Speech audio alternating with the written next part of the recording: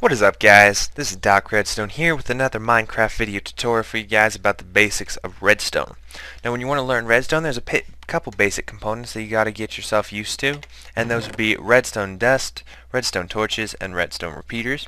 You need redstone dust to make redstone torches, and you need redstone torches to make redstone repeaters.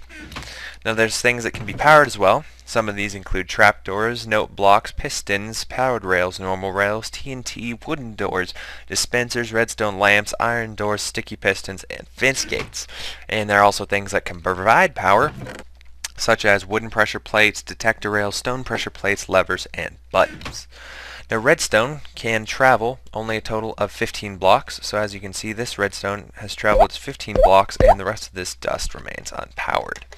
However, here you can see the exact same length, but at the end there's a repeater which will then extend the current another 15 blocks. Now the only downside of this is that one of these ticks on a repeater is 1/10 of a second, so 10 of these repeaters will give a second delay. So here I have a very long path that I've wired up, and if I go ahead and tick this, you can see it takes about a second for it to extend and a second for it to contract. Also here I've done an old-fashioned repeater, which involves the property that powered line can invert a redstone torch into the opposite state. So if this is powered, this will be unpowered, and this is unpowered, this will be powered, which then allows this to extend.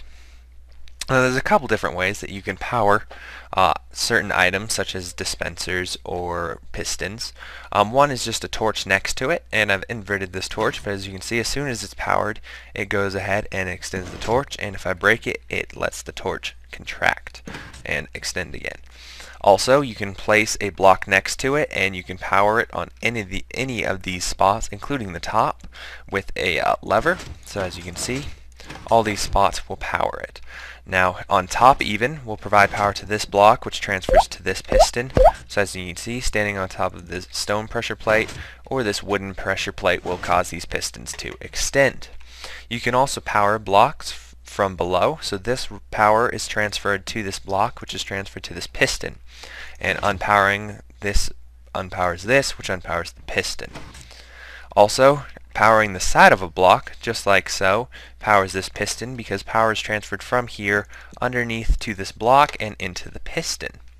You can also use the property of powering underneath and connected to a block. So this is kind of at an angle, but yet it still powers it. Levers can power blocks next to them directly, so as you can see, this is directly next to the lever, and the lever is powering this block, which powers this, this, and this piston. So flipping this will turn them all off and on.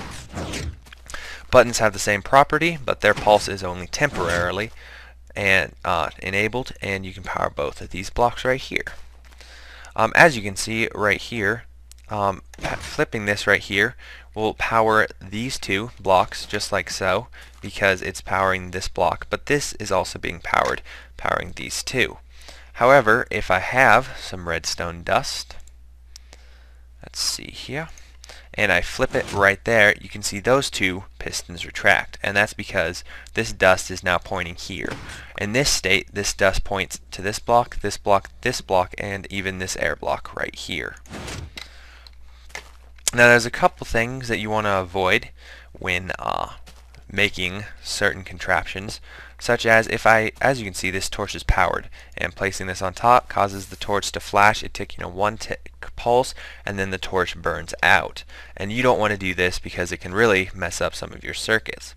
However, if you have a transparent block on top, such as glass or half slabs or even steps, this does not occur.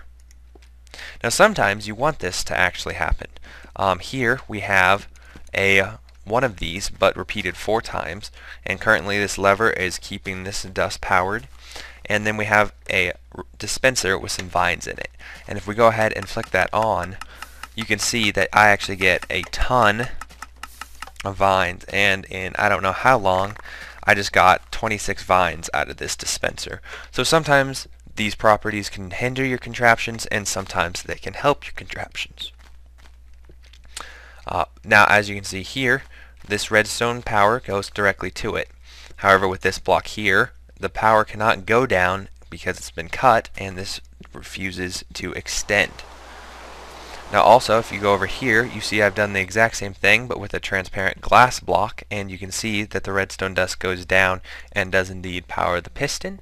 Once again, the exact same thing, but I've done it with a half slab, and as you can see, it does power it.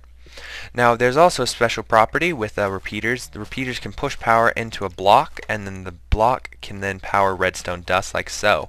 So you can push power through a block. As you can see here, just some redstone dust, and it has no way of pulling the power from this block. But doing this, you can pull power from a block and cause it to extend. Now, this doesn't work with transparent blocks like glass or sticky pistons, anything like that.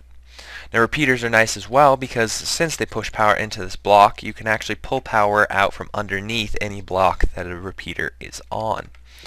Now, you do want to be careful when messing with your redstone because we have such a great little circuit in here. But unfortunately, if you get any water around it, it's instantly destroyed. Now, the same thing over here.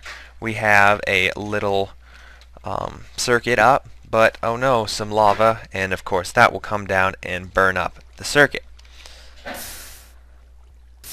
And that actually permanently destroys the items.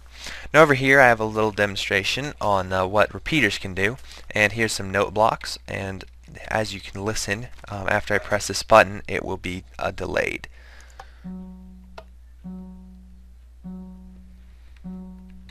And that's awesome.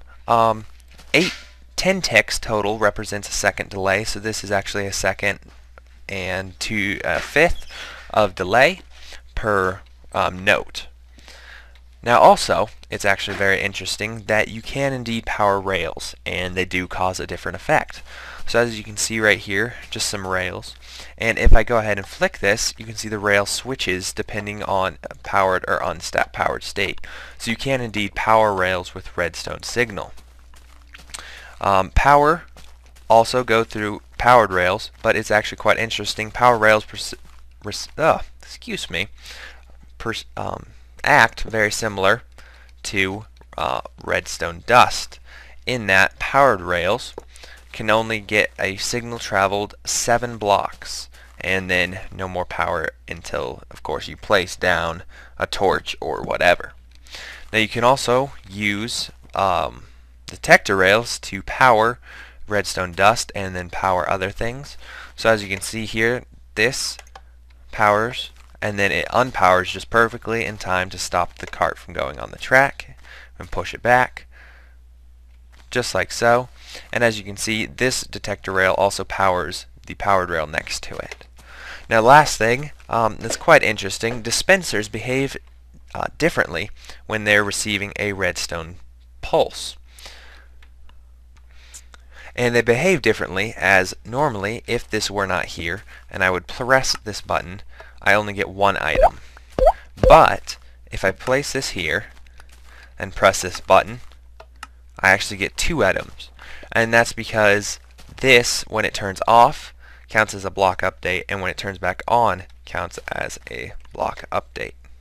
So anyway guys, this is just some basic properties of redstone that I hope you enjoyed and hope you learned a little bit from.